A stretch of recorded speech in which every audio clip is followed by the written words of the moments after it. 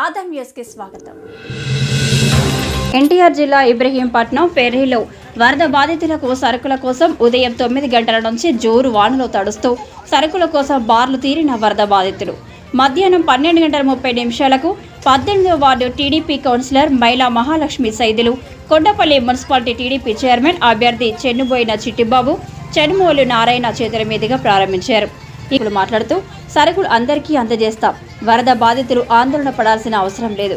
వాతావరణం అనుకూలించకపోవడంతో పంపిణీలో ఆలస్యం. ప్రతి బాధితుడికి అవసరమైతే ఇంటింటికి అందజేస్తామన్నారు. ముఖ్యమంత్రి నారా చంద్రబాబు నాయుడు, ఎమ్మెల్యే కృష్ణప్రసాద్ ప్రజా సంక్షేమమే ధ్యేయంగా పనిచేస్తున్నారు. వారి స్ఫూర్తితో అందుబాటులో ఉంటూ అందరికీ అండగా ఉంటామని అన్నారు.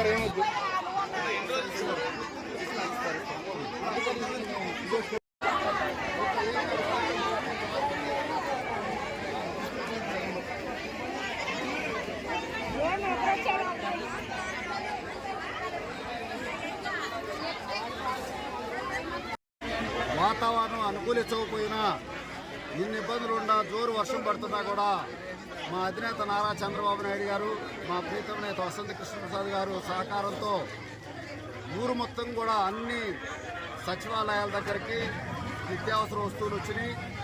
ప్రతి ఇంటికి ప్రతి బాధితుడికి అందేదాకా మేము అహర్నిశలు కృషి చేసి ప్రతి ఇంటికి పంపించేదాకా మేమే ఉండి అందరికీ పంచుతాం.